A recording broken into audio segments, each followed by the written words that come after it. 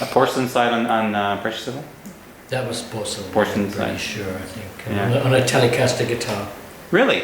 Mm-hmm. Yeah. Same Fender string Mexican gauge? Telecaster. A Mexican Telecaster. You're kidding. Yep. Wow. Yep, I like Mexican Fenders. For some reason, I don't have to, when they ask me, well, I want use a Fender Tele on this one, but just get a Mexican one. Don't you want to try it? Nope. Just you bring it, it'll be fine. Sure enough, it was. Yeah. Same with the Strats. I've got a Mexican Strat. If you had an option between a US-made Tele, I'm going to get strangled if I say. I would choose a Mexican. Just anyone else would get strangled but you. It just always, I can go into any store and it's been backed up by a few people. Really? Yeah. So Maybe they actually, yeah.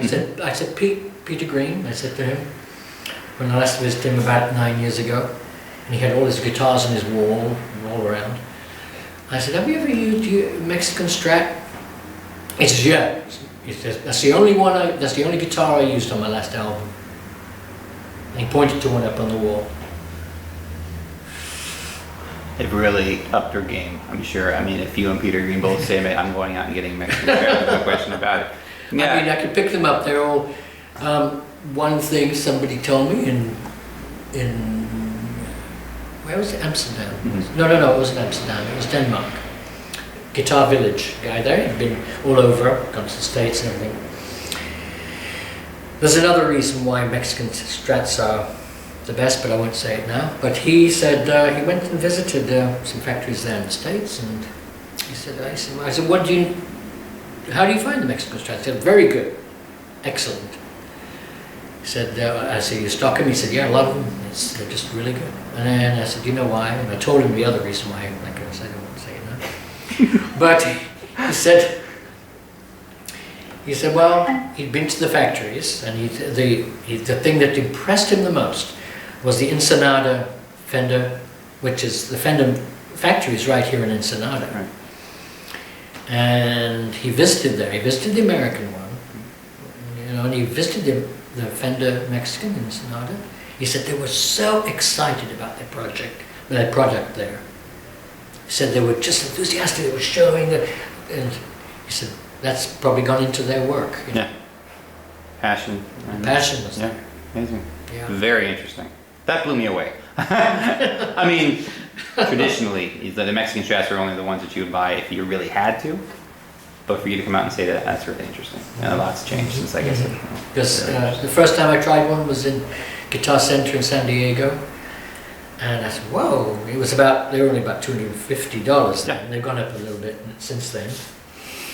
And I asked the guy, I said, whoa, this is not bad. Can I try another one? I tried another one that was just excellent and without fail, Picked it up and it just felt right, Do you ever miss your SG? Nope. Really? No. And I read once that you used an SG because that was the guitar you had the easiest time playing slide on. Or why an SG and not a Les Paul?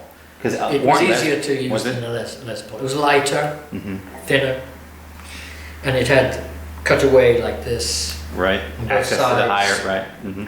I wasn't suddenly, this thing doesn't get in the way there.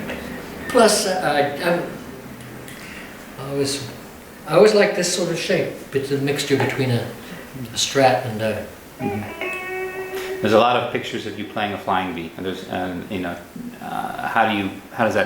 do you like a flying V? How does that fit into the picture? No, not really, just more for style, kind of. It was okay for slide. It Yeah. was very flat, impossible to balance on your knee, and it was bigger than I was. Whereas on Albert King, it looked like a ukulele, but on me, I looked like I was dragging it across the floor because the thing was so big, and it was a bit cumbersome. It didn't last that long. There's quite a few pictures of me using it, but it wasn't a favorite. No.